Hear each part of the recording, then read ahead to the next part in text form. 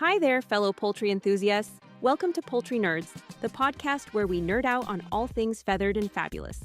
Whether you're a backyard chicken keeper, a farmer looking to optimize your flock's health, or simply a curious bird lover, you're in the right place. Join Jennifer of Bryant's Roost and Carrie of Show Pro Farm Supply, the hosts and fellow poultry nerds. Ready to dive into the wild world of chickens, quail, ducks, and everything in between? Each week, we bring you expert advice, fascinating interviews, and poultry tales that ruffle a few feathers. All served up with a side of humor and a pinch of nerdiness and a few rabbit holes. Let's fly into this next episode. Disconnect, stay. Okay. Today, folks, we are going to talk about one of my absolutely favorite subjects. Jennifer and I have searched far and wide to try our best to find somebody. We have asked so many people to come on our show because we have a lot of listeners that like Silkies and they ask questions about Silkies. And that's something that she and I have never had.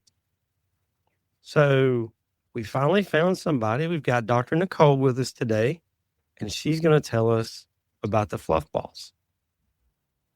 Hi, Nicole. How are you? Hello. Good. So nice to see you guys and get to talk about one of my favorite chickens ever. Tell everybody about yourself first.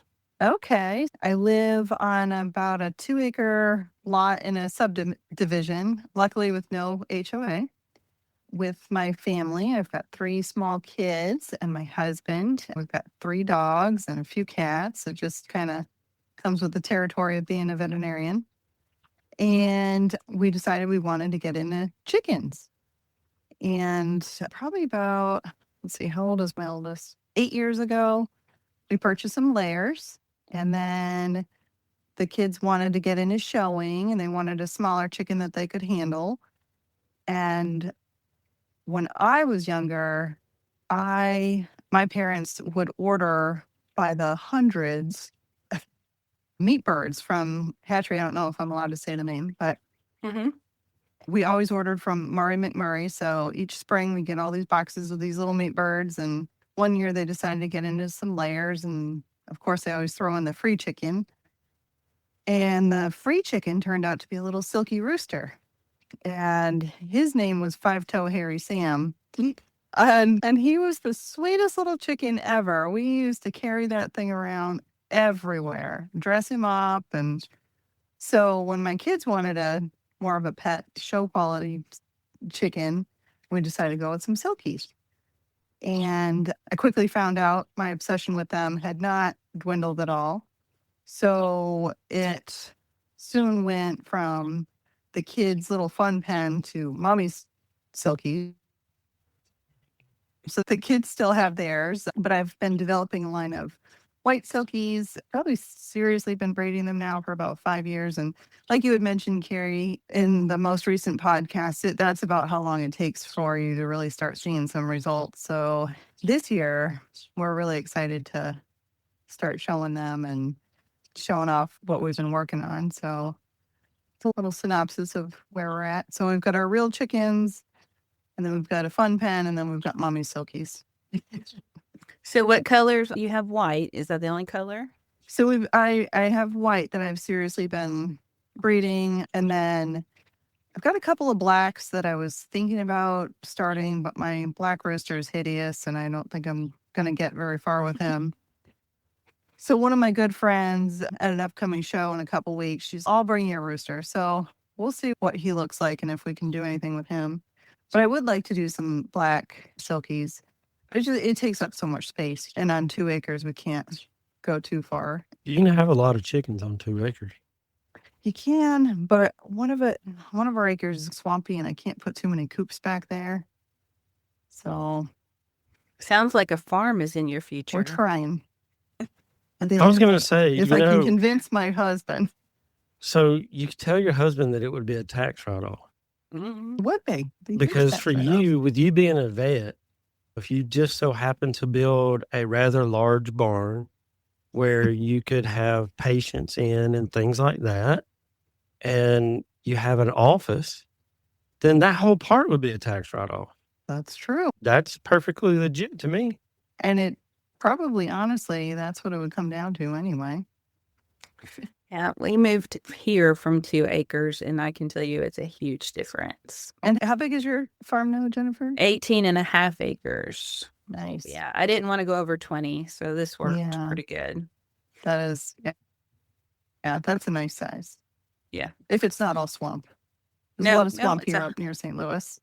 Oh, no, it's 100% usable. Yeah. So, all right. So if you guys are listening a podcast, like audio only podcast, we have slides. So after you listen to us here and leave us a review on your podcast platform, head over to YouTube so you can actually see the pictures that we're fixing to show. But I do want to point out when I was putting this slideshow together, instead of just plopping your chicken on the front, I had to make it all pretty and put it in that frame and kind of show it off. I like that.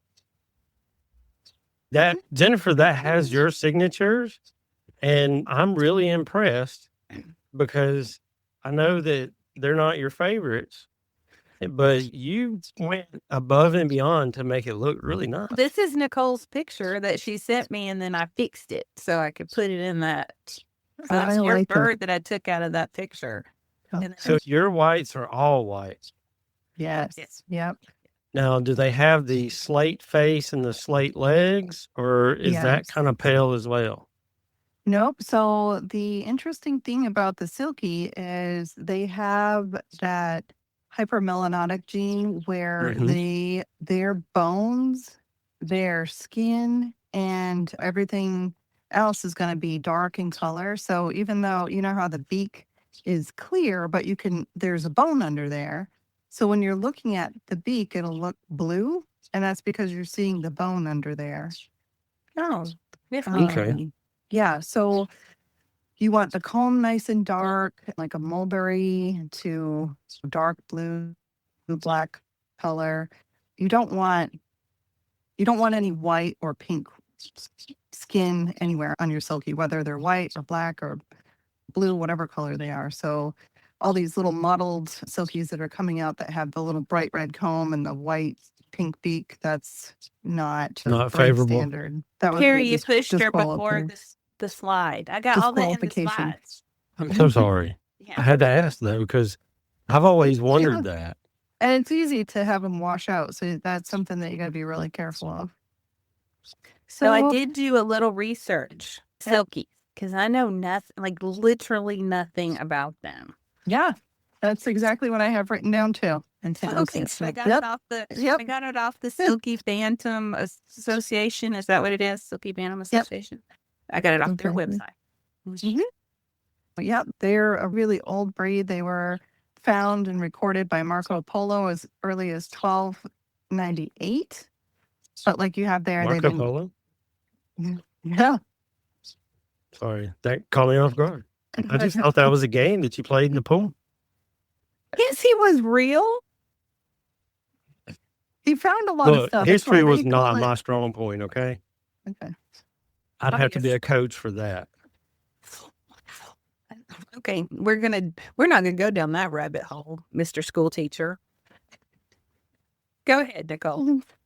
And there's rumor that the Silkie breed became the way it is with these little fluffy feathers and the chick-like characteristics with the big eyes and the really docile temperament is because the emperors were getting tired of always getting chicks for their kids. So they wanted a chicken to stay in chick form.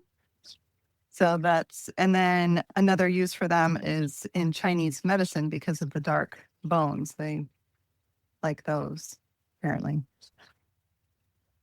Aren't they a delicacy in Australia? So they were used in traditional medicine. I don't know. Maybe.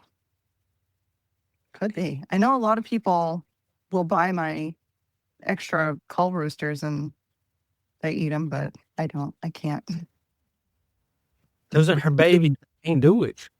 I don't have babies, and I'll be honest, they're all wet, and you see all that black skin. No, I just can't. You can't do it. Oh, what else was I going to mention? Oh, the Dutch really furthered the breed a lot. And then they were introduced into the APA in 1874. And I think that's all I got for the history. Yep. There's your standard colors. So I do whites. I'm trying to get my hands on some better blacks. And then my kids, they've got some splash, some blue, some partridge. We've got one buff named Sarah, but they're all in a separate pen so that they don't get in with my white bird.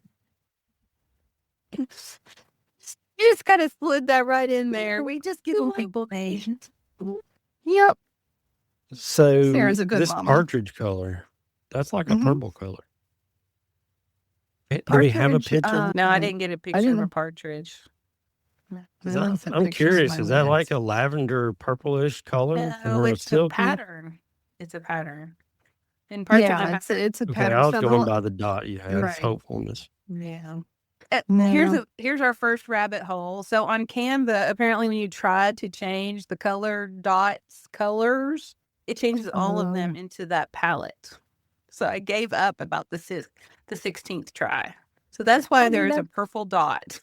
It represents the comb. Little. There you go. That's what I was trying to do. We'll go with that one. You want a nice mulberry comb, yeah. All right. So tell us about these traits. Yep. So you want to have 5 toes. So you've got a polydactyly animal. You've got that little extra toe in there. The feathers have no barbicles, so they don't stick together when they preen. They just stay fluffy. Like we'd mentioned earlier, they've got the black skin, bones, meat, everything. It's all going to be black. So that's why you have that nice purpley black colored skin. You want nice feathers down the legs, and those should also be what we refer to as soft feathers and not the hard feathers that are going to be like you would see on a standard chicken. And very important, too, not to lose that feathering down the middle toe. Is it on the outer toe, too? Yep. So it'll be on the outer 3 toes, or the outer 2 toes there, and then the 3 medial or the 3 on the inside will be without feathers. Okay. So those extra 2 toes, those are back on the back side of the leg? Correct. Yep. Your regular chicken will just have one back there, and then the silkie will have that extra one. And you Gotcha. want them to be separate like that, because a lot of, how should I say, hatchery quality silkies, they'll have those 2 toes will be fused, or they will have a lot of webbing, which is called crab toe, or have a lot of duck toe going on. So they should look like that when you hold them up. Gotcha. All right. Good to know. Yeah. All right. And then there's one of my young cockerels showing off his stuff there. And I put that pic up just so you could see that he's got a nice dark blue earlobe, tight wings, nice high tail, but it's not a squirrel tail. Because again, with these breeds with the higher tails, you got to be careful you don't go too far in a squirrel tail. Okay. So that black spot is his ear? Yep. And if you were to zoom in on it, you would see it's a shiny blue color. I thought that he was looking at me when I was putting the picture on this one. No, he probably is, but you can't see him. Oh, my word. These He's got things, that nice they just crack heart-shaped me up. body. How do you sex them? How do you know that's a boy? So if you look at his crest, he has, and he's sticking them up in that picture. He's got little like feathers coming off of his crest. And so they'll have those.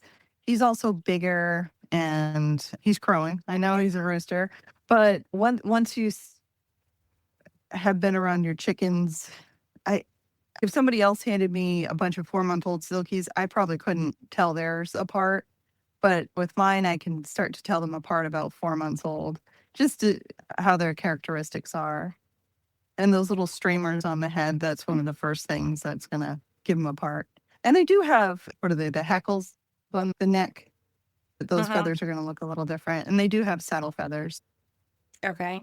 So do you DNA sex yours? I don't, because at this point in my program, I'm keeping everything until they're 6 months old, till I decide if they stay or go. So by that point, they're all either crowing or laying eggs. So they don't need Okay. to. Out of curiosity, what age when they start laying? We'll be right back. This episode is proudly supported by the folks at Valley Hatchery. Valley Hatchery isn't just chickens. They offer quail hatching eggs, waterfowl, turkeys, game birds, guineas, and started pullets. The list really does go on. If it belongs on a working homestead, Valley Hatchery has it covered. What we appreciate is their focus on strong, healthy birds, clear information, and real choices like optional vaccinations, so you can raise your birds the way you want. From backyard flocks to working farms, Valley Hatchery provides hardworking birds for hardworking people. Learn more at valleyhatchery.com.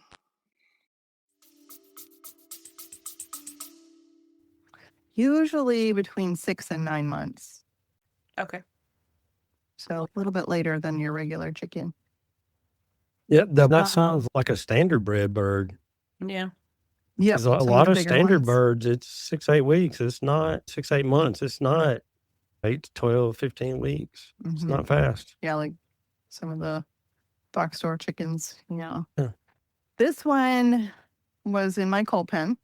You see that middle toe lacking a lot of feathers there. And unfortunately, she had duck foot or duck toe. See how both those little toes are pointing down? So that, out of the 120 I hatched this late last year, early this spring, I had 2 with duck toe and 3 with rybeak. So not too bad. But I was a little surprised to see that pop up because I haven't seen that in quite a few generations.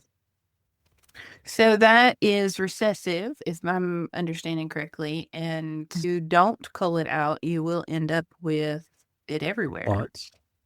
So cull pen it is, right? Yeah. Yep. And she went to a nice pet quality home. They're happy with her. It's not going to affect her at all, but I can't stay. Okay, so the picture on the right is the one that I couldn't quite figure out last night. But now that I'm looking at it, is that a one-eyed chick with blue lipstick on? That's a profile. And I picked that one to show the blue ear because a lot of silkies, you'll notice, might have a red ear or a white ear. So it's just one of those little picky points that you have to always make sure they've got a blue ear and a really dark brown to black eye and not a red or orange or light brown eye. Do you have to put their hair up in ponytails every morning so they can see where they're going? No, and that's another thing when you're breeding is not to overdo them. It's really easy to overdo them and make them so they can't see, and then you're going to end up having to trim and put their crests up, which can be pretty, if you don't know what you're doing, you can do some damage because a lot of them have vaulted skulls. And if you put that scrunchie on too tight, you're going to hurt their skull. Can we talk about that for just a second? Sure. So can you tell people what the vaulted skull is? So the vaulted skull is basically where the skull grows a little bit taller and is a little bit more prominent on the top. And it's thinner. So there's still a skull there protecting the brain, but it is thinner. It's not a fault. It's not a defect. A lot of people think it is, but it does help balance the crest. If you have, again, it's all about balance. You don't want to have one with an extremely vaulted skull. That could be dangerous. And you don't want one with too large of a crest either. You want the bird balanced. So having a moderately vaulted skull will give you that nice moderate crest that you're looking for. Anatomy wise, is there things to be aware of with the vault? Like you said, you can't exaggerate it one way. What could happen and how would you know if you've exaggerated it? So if it's too big, a lot of them won't even hatch because they can't turn to unzip. The skull just gets stuck in there. And if they do hatch, like if you help them hatch out, you're going to see a lot of neurologic signs with them. They might not be able to walk properly. They might have wry neck, or I've seen them to where they just kind of have almost like a head twitch to one side. So they're definitely not what you want in your breeding program. And that's one of the reasons why you might not want to mix them with large fowl either, because one corrective peck to the head, maybe where your larger chicken's not meaning to really hurt them, maybe just boss them around a little bit, could really hurt a silkie because that skull is so thin up there. Okay. So how would you know if it's too much of a vault? Like when they hatch, say. Well, Can you tell? yeah. Like I said, you can tell if they're not neurologically appropriate. Okay. Sometimes they won't have any feathering on top. It'll be like bald and it'll just look really big compared to all your other babies. Okay, gotcha. Like a Coneheads, the movie. Yeah, exactly. Yep. And so that's one you want to immediately put a little leg band on and say, okay, you're going into the pet home. So in the incubation Facebook group that we have, of course, there's a lot of silky people. And of course, they want to help them hatch. So then, of course, I am not about helping chicks hatch. I think if they can't hatch on their own, it's a sign of weakness. But I understand everybody does their own thing. Unless your 5-year-old opens your incubator and shrink wraps them all, then it'll help them. But I agree. So if it is a silky and they do need help hatching, and then they also have exhibited neurological problems, then maybe suggest to people to look at their head and see if it's an exaggerated vault. Yeah. Yep. I would. Gotcha. That's good to know. I didn't know that. Yeah. Very cool. Thank you. Yeah. Okay. I put these side by side because I assumed you were showing me something. So I just wanted to show the difference between a hen and a rooster. You were asking how you could tell them apart, and I should have flipped the picture on the left over so you could compare head to head and cushion to cushion. So on the left, her head is down at the bottom. And again, this kind of shows balance. So you want the cushion and the crest to reflect one another. And I think that both of these birds are pretty well balanced. The one on the left, that's a little pullet. She's not quite done growing yet, so she'll fill out a little more. And then for your boys, you want them nice and wide in the back. So it's always important. I see a lot of profile pictures of silkies online. Not many people will post pictures of the top because I feel like a lot of people might have a narrow bird or maybe not know to look there. But you see how wide his back is. So you want a nice wide bird. And it goes for the hen as well, because they really are made up of 3 balls: the cushion, the crest, and the body. And on the cockerel, you can see his little streamers going back there. And I do see them now. Yeah. And then the hen is a little more smooth on the back of her crest. Is streamers a silky term or is it a technical term? I've only ever heard it used in silky. Okay. I don't know if other breeds have streamers or not. No. We have sickle feather. Oh, okay. The ones that flare out over the tail. Sickle feathers. So we have a box of drowned rat. And these are my babies getting their spring bath. So I was just going to mention, and it's funny that listening to your most recent podcast that Carrie had mentioned, if somebody doesn't do their research, he's not even going to answer back their emails, about a chicken. And my point with this picture was that a lot of people see these cute little chickens online and they don't realize that they need a lot more care than a regular chicken. They'll need a bath at least twice a year to keep their feathers healthy. And they're not pretty when they're wet, as you can see. And then on top of giving them a bath, you have to have the means to dry them. So I have like one of those industrial dog blow dryers that everybody gets blow dried. And they're different than your average chicken. They don't roost. They sleep in little cuddle piles on the floor. So if you have them in with big chickens, they're going to sleep under the roost and just get pooped all over. And Let me ask this, you bringing that up about the way they sleep. When they are chicks and you've got them in a brooder, are they real bad about piling up then? They do sleep all piled up. I keep my brooder pretty warm though, so they spread out. They will. So as long as it's warm, they won't pile and try to hurt crush each other. Like yeah. No. Okay, that's good. They like to snuggle up with each other, but they don't tend to overdo it, I don't think. I should have got a picture of when they all go into the coop at night. They just kind of like all lay down into a corner together. So the big birds do that. I'm not hearing anything that's out of the ordinary. So even my But they will not. They won't go on a roost at all. I have some. Even if it's like a foot tall? Yeah, some of them will hop up there, but they really don't. Yeah. I wonder if you So put they're one the of your chicken they layers don't in there. chicken. Yeah, they don't. They stay babies.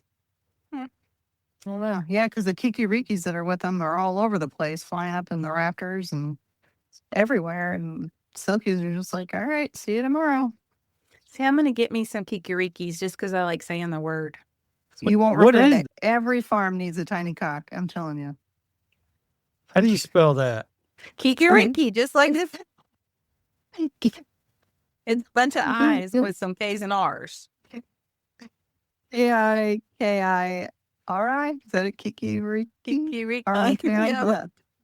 They're for... That's a real thing. Yeah, I can hook you. It's the table dancers. No, those are shramas. They look Yeah, just they're- like them, though. They're smaller. They're smaller and They friendly. do look smaller. Saramas are mean.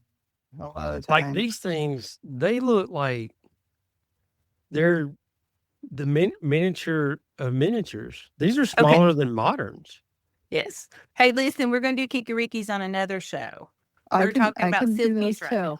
Yep. This is a dadgum rabbit hole waiting to run down. Just because you want to spell it. Okay, what are we looking at on this picture? So this goes back to Carrie's earlier question about the lighter comb, and this little pullet has a really pink comb, and even her beak looks a little too light. So this one was in my pet home pile. And then the one on the right, that's the darker comb that you want to see and the darker beak. Mm-hmm. Yep, I could see that when I took the pictures up there. Now, let me ask this. On this particular bird, the white tip at the beak, is that a no-go or is that okay? That's okay because all that beak covering is just the keratin, and that is going to be clear to yellow anyways. But you Okay. want the bone underneath to be nice and dark and black. Okay, so the beak itself is not black. It's the bone underneath that's black. Yeah, and some silkies will have a pigmented beak, but those are usually seen in your paints and your splashes. If they have a black spot near their beak, you'll see some of that pigment go over onto their beak. But the beaks themselves are not pigmented. Okay. Interesting. Yeah. Just the bone underneath. And then this was an example of an eye that's a little bit too light in color.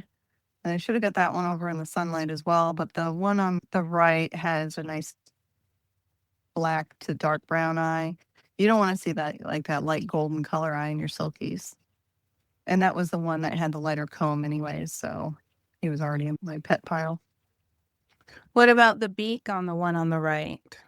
Yep. So that one, I think that was the example of the crossbeak No, that's next. on I the think. right. Yeah. Oh, that was just a repeat. Yep. There's a crossbeak. Yeah. So Yeah. bright color, unfortunately. And I feel like if you start to get into the line braiding enough, you're going to start to see some of these traits come out. And I feel like while it sucks to see, it's good at the same point because once you remove those, then you're just cleaning up your line a little bit more. Yeah. But yeah, I hadn't seen ducktail or crossbeak for 2 generations. And then all of a sudden, Is it possible that you birds did with these defects. Is it possible that you did a sibling mating? I did a sibling mating initially. Yep. So then that maybe were- these? Nope. So then these were trying to think down my generation. So then their parents were like uncle to niece, if that makes sense. Mm-hmm. Well, that'd be okay. Sometimes you'll see defects come out in a sibling mating, but the line breeding should be fine. You should be able to line breed pretty far, but the sibling mating will show you things like this. Yeah. But that's one of the benefits of it. When Right. you get your line where you're happy with it, when you start fine tuning things, that's where the sibling mating comes in handy, because things that have been hiding for a while will pop out. Mm-hmm. And then you can Exactly. clean it up a little more and move forward. So this is a picture of a bonnet crest. A lot of people like the really big overdone crests. For me personally, I don't like them because, like we talked about earlier, you're going to have to do a little more maintenance on them. I like my birds to be able to see on their own. And so while she was really pretty, her crest, and this little pullet was only 4 months old, so that crest is just going to get way too out of control. The crest is supposed to be like a single ball kind of, and this one you can almost identify 3, like one over each eye and then her crest on the top. She's not really what I would consider a good crest. Okay, so the crest are inheritable traits, highly Yes. inheritable. Okay. Now, on that, so we're looking down from the top. Yep. Should it be round? It should be. Yeah, it should be round Okay. all the way around. Yeah. So like on this one, like eyebrows. at 30-ish and almost 10 o'clock, looking at it, where it comes in right there at those points, that's not something you would want, correct? Correct. Yeah. So you would just find a pair to mate this with that had the crest that you did want. Wait a year and see what happens. Right. And with all the ones that I had this spring, I had plenty where I was just like, all right, we're not going to mess with it. But if somebody had a bird that they'd been working on for a while trying to get a bigger crest, this might be a good one to add to their program, because she'll definitely add some crest. And the hen is where a lot of the features from the head and the comb and wattle, like the crest, the comb and the wattle, comes mostly from a hen, because I've taken a hen with a perfect comb, her with a rooster that had a jacked up wattle and combs, and every single thing that hatched out had a perfect comb and wattle set. Nice. So, yeah. Yeah. I was glad that was an easy fix. So let me ask you a couple of questions about incubating for a minute. So we had a question in the group the other day. What is the average size for a silky egg? Do you have an idea of what that would be? Yeah. So mine that I put in my incubator are usually about 40 to 45 grams. So like a banner. Yep. Or, and I or don't.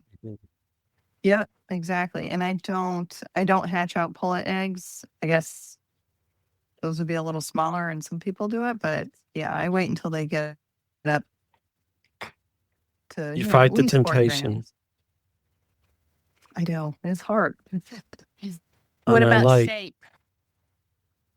So the silky egg is going to be a little bit more oblong than your regular large chicken egg, but you should still be able to tell which is the pointy end and which is going to have your air cell in it. So it still should have that shape.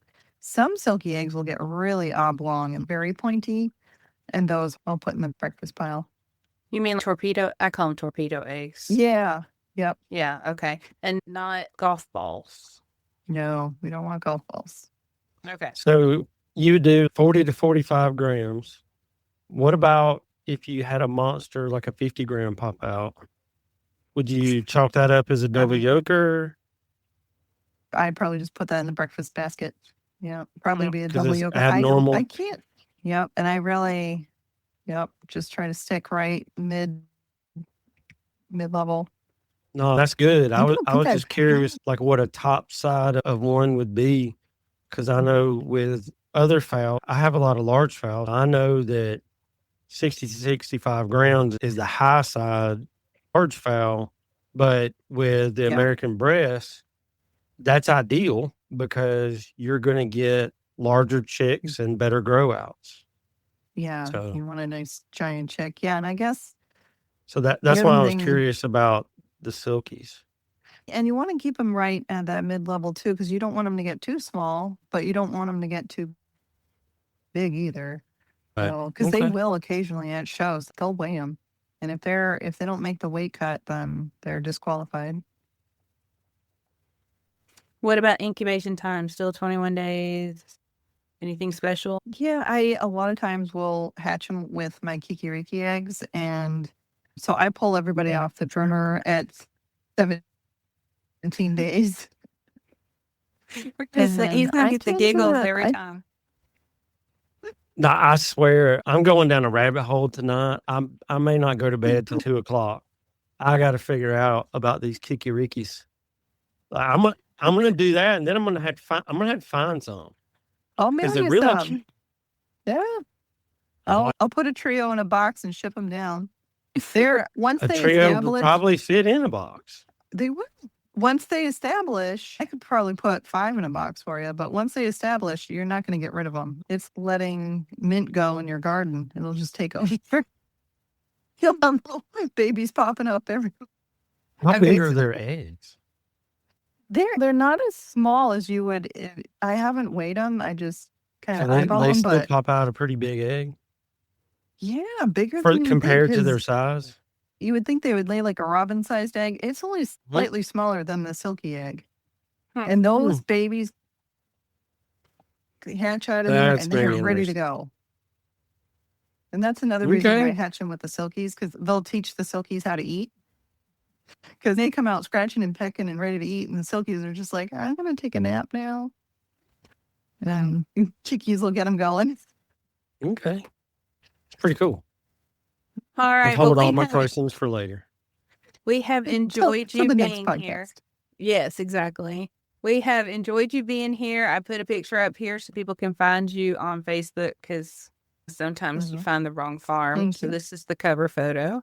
And we will have you back to talk about kikirikis. She's already picked up another follower. I'm on. So All right. thank you so much. That was a lot of fun. Thank you for joining us this week. Before you go, be sure to subscribe to our podcast so you can receive new episodes right when they are released. And they're released every week. Feel free to email us at poultrynerds@gmail.com to share your thoughts about the show. Until next time, Poultry Pals, keep clucking, keep learning, and keep it exciting. This is Carrie signing off from Poultry Nerds. Feathers up, everyone.